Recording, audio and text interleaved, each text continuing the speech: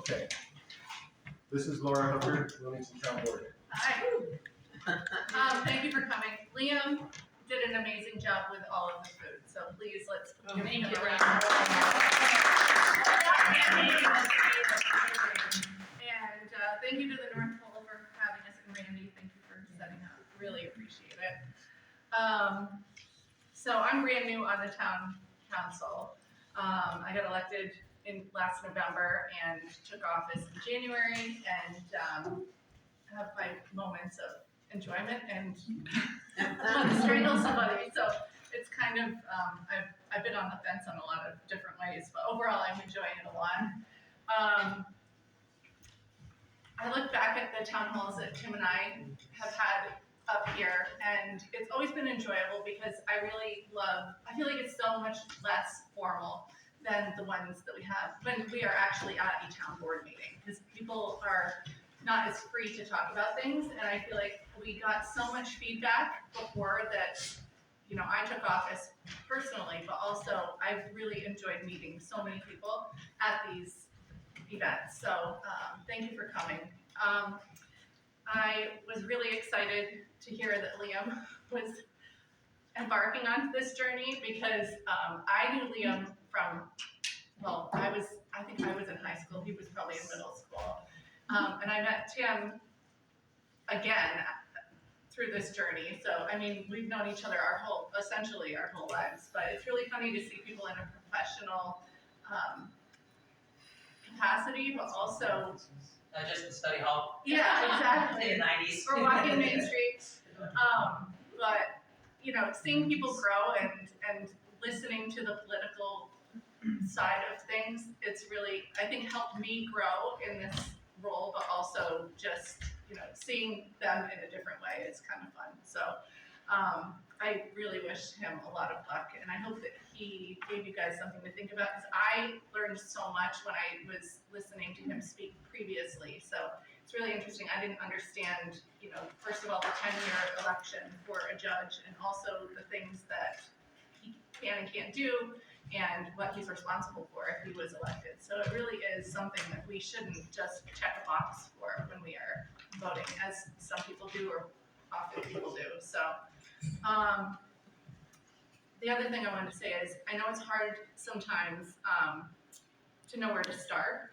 And as a board, I feel like we have so many things that we have on our bucket list of things that we need to address as part of the agenda and everything that happens every year. So getting new ideas for things that really matter to you guys as townspeople will help us. And please feel free to talk about this in our board meetings.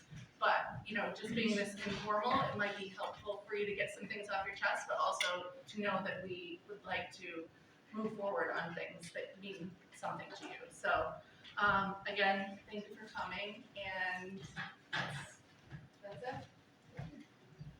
Tim? Well, I mean, obviously the main thing is that we're missing Randy Winch up here, so I'd just like it if everyone could acknowledge all the work Randy did. And I have never seen, I never will see in my life, someone as sad to win as Laura was on election night. She was not happy. She won by 40 votes and was disconsolate. I literally was crying, like, from the second that I found out that I got elected until I found out, like, at least until the next morning. I was very upset. We ran together. I made fast friends. I mean, we just really, it was an enjoyable experience, and yeah, I agree with you. After election day, the only time I cried was when I was telling my parents how sad Laura was. No, lie! That's true. That's true. I teared up a little at that point. So can we please acknowledge Randy and give him a round of applause?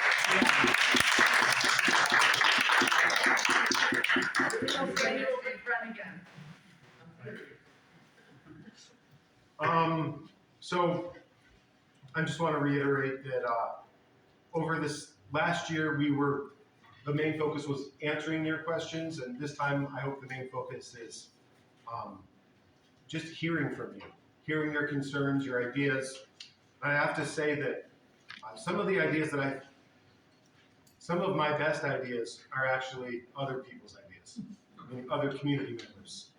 And some of those ideas are expanding the sidewalk up Route 86 to Fox Farm Road, expanding the bike lane down Hazelton Road, which was Randy's idea.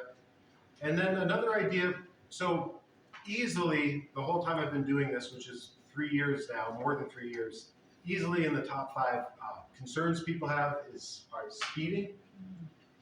The problem is there's no enforcement. You know, and in theory, we can't adopt a noise ordinance because, again, who's going to enforce it? We have a problem with the dog catcher. I'm not going to get into that. At some point, we're going to need to hire an assistant code enforcement officer. So all these things lead me to realize we should at least think about, and this is an idea I got from a community member, hiring a very part-time town constable. This is not something I'm wedded to, but I would like there to be some sort of vote in the town as to whether, if the townspeople are really this concerned about speeding, then this is, to me, the only answer. It could be 12 hours a week. If people are really concerned about noise, again, this is because when we try to bring up issues about noise, we're always told, well, who's going to enforce it? So speeding's not a high concern of mine. Noise is somewhat a concern. It's not a primary concern, but I know it's a concern for a lot of people. So if the townspeople really want these things addressed, then a constable, I would think. So I would just like to put that up to a vote. Anyway, that's all a long way of saying that please give us your ideas. And I think that's about it. You know, we know Wilmington is changing. How would you like to see Wilmington change in the next 5 or 10 years? I would like to see Wilmington welcome the seniors who are living on a fixed income and not chase us out of town. Okay. Amen. I mean, we're being chased out of town. That's the number one issue. That's the number one issue. It is really the only issue. Assessments and school district boundaries, or just assessments? Both. Okay. It's Both. all hand in hand. We're being chased out of town. We can't, Tom just said his biggest concern about growing older was potential medical bills. Has nothing compared to what we're having to feel now with our tax system.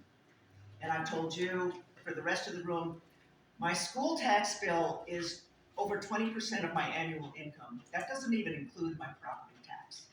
By the time you add property tax to it, my annual income, close to 30%, is going to be going to school and property tax. I can't afford to live here. And I don't want to be chased out of town. I wanted to live in Wilmington until I was in my 90s, and I'm not going to be able to because of this. I'm really sorry, Christina. Absolutely, I mean, you're not alone, and I know I'm not, but nobody's doing anything about it. Right.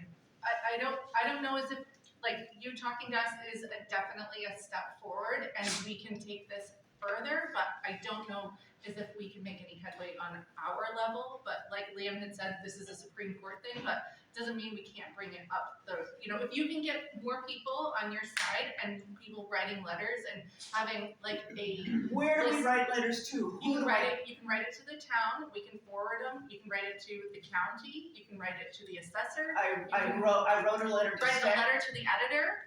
I wrote a letter to Steck, and I will copy it to anybody that I can copy it to. Having people sign a petition, having people, getting people on your side and there's definitely help in numbers. So if you can get more people who are similarly affected, it will definitely bode well for you. I think we all are. I don't know anybody who isn't. We've Right. already written to We've- the governor. Governor. We've written to, I mean, do we go to Supreme Court and tell them what's happening? Is that gonna help? What? We've written. Okay, so Essex County Manager, you saw my article, and you know what the county manager said? He said, we can't question the fact that the sales are what they are. The problem is who is buying them and what are these properties turning into? Who is buying them are people who aren't from here. It's not our school teachers. It's not our workers. It's not the people we depend on. It's people from outside the area that are causing these price hikes that are leading to higher That's assessed values. exactly the problem. That's- They are second homes and/or they are short-term rentals, which means they are earning income. And they are earning large amounts of income on these properties. The rest of us are not. The rest of us are living here. And the So rest of us are paying through the nose to live here now. I'm aware of what has happened in North Alba. Like, I'm quite aware. And this is all just a replay of what happened in North Alba 5 and 10 years ago. Like, the problems in North Alba they're here now, and you're experiencing them. It has to do with, one answer is slowing down the real estate market, not further accelerating it. And then the other, Tim, I have a go question. ahead, yes. Of course, I'm going to be very judicial with my questions. Do you appoint your, what's the deal with your assessor? That's just my question. I mean, that's a thank you, because Because they're all different, each town is different. I'm putting my town I got together. it from here. That's a great point. We do have an assessor position on the ballot. No one's filed to run for assessor. So you could be the assessor with 5 or 10 votes, maybe 3. I think the last person had around 7. I don't think it matters if you had 20 assessors. Their hands are tied with Right. the state. That's the And that's thing. not fair, the state, their system of assessing somebody's house that is 100 years old, the same as somebody that just built a $700,000 house. That is not fair, and I don't care who says it is. Right. How can that house possibly be worth what they say it is? I went and saw the assessors, and they told me, well, that's what it would cost if you want to rebuild it, if it burnt or whatever. Well, who says I want to rebuild it? I don't think I do. If the assessments keep going up Right. the way that they are. it's And a the other very answer is we'll unfair just sell it for all that money and that it's worth. not the town. I believe it's the state. I mean, they're the ones, according to what I was told anyways, is that the state forced the town to up the assessments to 100%. Right. So everybody's. Right. But to me, it's a very unfair system. So they're factoring in the cost of building materials. I guess. So, I mean, inflation has been at a very high rate in the past several years. The average assessment in town has increased by 47%. Mine went up 125. These assessments went up because of the STR. It's a big part of it. It's not the only part of it, but my friend said, if it's not the biggest, what is the biggest? If the SDRs are not the biggest driver of the increased assessment, because it led to like a real estate speculation boom. Yes. And right, it made it very easy for an investor to buy a house and turn it into a business. And they're earning large amounts of money. And why are those businesses not paying a higher tax rate? That is a big question. That's a state issue. We couldn't handle that on the local level. We would have to, that is what happens in Vermont. In the second homes are taxed at a higher rate in Vermont. In Wilmington, all we could do would be increase the fees, which, as you know, I've been saying for 3 years. Should have been increased long. Yes, they should have been increased, yes. Can I ask a question, and I don't know that anybody knows the answer, but we also are a community that has a lot of state land. Mhm. And we're talking about property taxes, and I know there's a in lieu of tax payment. We don't have any of those. We don't have pilots on our books right now. We don't have any income from those. I know that they exist, but I don't think we have any currently on our books. So you're talking about the state, because so much of the land in town is state land, the state gives the town money for that land. In some situations, and you're saying that Wilmington does not receive? We don't, but we don't have any. But it's not assessed at the same rate as everyone else. And my question is, does it change at the same? My It's always a different number of assessment rate, but the community members' rates have been changing. So I'm kind of curious if the state has kept pace. Yeah. You know, are we getting more money in the form of payment, in lieu of taxes that they are, That's a good I question. believe they Very pay? good Because I think that is a municipal question where it is not an individual taxpayer asking about fairness, but it's a municipality asking, are we, you know, fine, you're telling us that our homeowners need to be taxed at this increased rate because of the values that you, the state, are determining. In turn, are you, the state, also paying complying with this increase? That's a I'm great just curious, and I have no idea how to find the answer, but you guys are asking questions, so. No, that's great. But I imagine you know that this has been a perennial issue, right? That Oh, absolutely. it's over. But this is it's not that I'm saying they should be taxed the same, which is how it goes, yada, yada, yada. It's, okay, we've all agreed on this platform, in this format. Are we all keeping pace in that format if we accept the status quo? I have a second question. Are we doing any progress on the shifting over? Carol, can I just ask, can we raise our hands? Because I think some people have. You've had your hand up for a while. The little local, I'm from out of town. There- My question is, and this may not be reality based or whatever, because I am an out of towner. I'm also a homeowner and I own a home that is over 100 years old. And as far as assessments, I wonder if there's any way to loophole it as long as your homeowner's insurance covers catastrophes so that you're situated for what you need. For assessment purposes, if they're using comparables, there are no comparables. Because even if you look about replacing a new build means it's new construction. It's the cost of construction as it is now with materials from now. If you want to get an actual realistic assessment on an older home like mine, you've got to go to Habitat for Humanity, you've got to price 100-year-old materials that are bargain basement, and what would it cost to rebuild my house out of that source of a source as opposed to top of the line what's being put up now. And also, if someone is doing Airbnb or rentals or seasonals, that's a business and that really should be taxed completely differently. Should be taxed. And why isn't it? And it's not. Homeowners would be different. Their insurance is very different if they're renting and not occupying it. And if it's not owner occupied, they should be slammed on it. Why, Should so be. why isn't it? Why is it not a business? Because of who the townspeople elected to town office. I So know we're we're talking moving in the about right fire. direction. We're moving in the right direction. It's, now we're losing the votes 3-2. So we're making progress. When I talked with the assessors, they said that basically their hands were tied. Right. And it's really tied to the state. And Liam was, alluded to the fact that we could take that to one of the courts, potentially Supreme Court. Is that, I mean, basically, there's nothing you guys can do about this. Not on an individual level. Not house by house.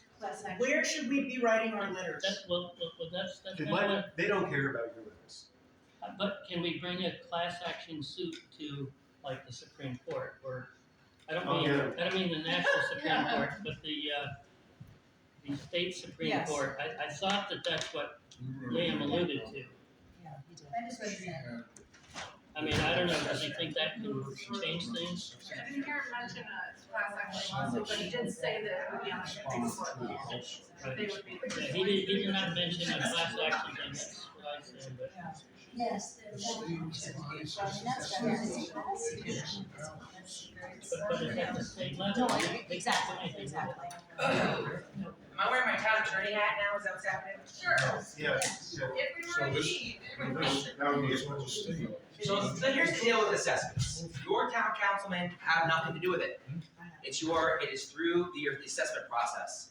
So you're provided notice. I'm not gonna comment on right or wrong, good or bad, any of this. You're provided notice. You're provided opportunity to contest that assessment. You need the time to do so if you wanna do that. And then should you disagree with that decision, that is now, you would bring what's called an Article 78 before the Supreme Court. And obviously, if you don't have the resources to hire one of these very specialized attorneys, I do Article 78 stuff. Mostly I'm focused on school though, I do school issues.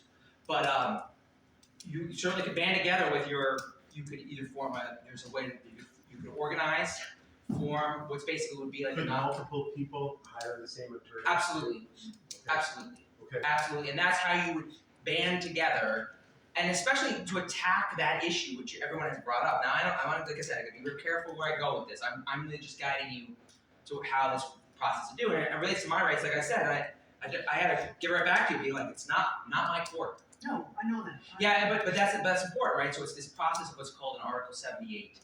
That is how you, it's your vehicle. We're facing three people are suing the town because of their assessments. Yep. And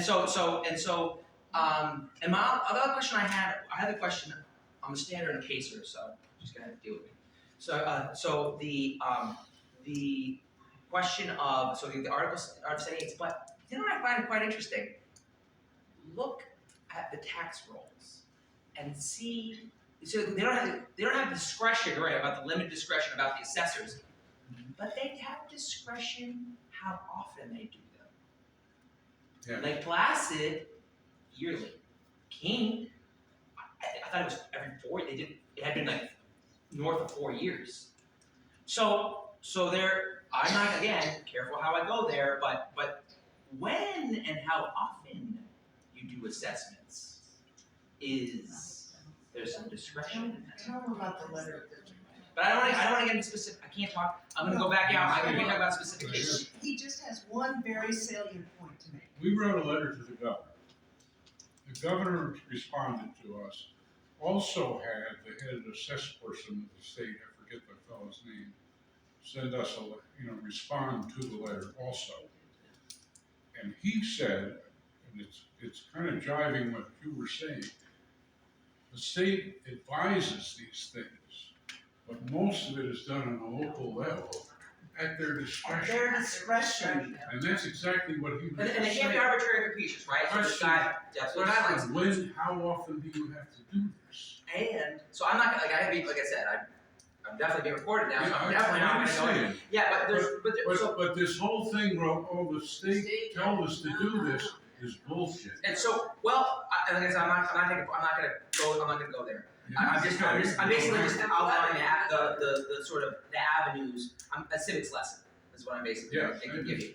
And so that's why it goes back to my original point where these local races and my neighbor who's not here anymore were saying these are way more important than whatever's going on at the national level. Your assessment is not going to be dictated by Trump or by Harris. Now, maybe maybe I misunderstood something, but I'm surprised and a little puzzled by this notion that our assessments are based on replacement value for our house. Is that really somewhere in the New York State Code or something like that? The values for the assessments. Yes, that it's based on replacement value? It's typically somewhat related to market value. I mean, what the comps are selling for. Well, Randy, who refused to be up here, you were on the Board of Assessment Review. Yeah. So your understanding is that it's based on the cost of replacement materials? That's what the assessors told me when I went and saw them. That sounds like a huge fudge factor to me. I mean, how can anybody really say, it's hard enough to find comparables for sales to come up with, 5 comps that you're going to base your assessment on. But really, replacement value, and who's going to necessarily replace their house with the same house? It's just. It was really a waste of time to even. Yeah. In my opinion. I think that's how everyone felt. It really was pointless. It's kind of like they told me their hands are tied. It was the state. Well, just because the state told you that it's determined by the local level, that doesn't mean that's necessarily true. if all of our local, Well, I'll send you a copy of the letter. okay, Have you talked to our current assessor about the letter that you received? No, I sent him another letter. It was not very pleasant either. Maybe send him the reply that you got from the governor and from the We have been quite vocal, let's put it that way. first, yeah. I think it's gonna take a whole bunch of towns sticking together and going after the state or something, because I don't think the ordinary, everyday person has a chance. Yeah. No chance whatsoever of, We no. bought our house in, I think it was 2002. And I mean, everything went along just fine until this last spring with that new assessment. When all of a sudden we discovered the town wants to throw us the hell out of here. That's the only thing I can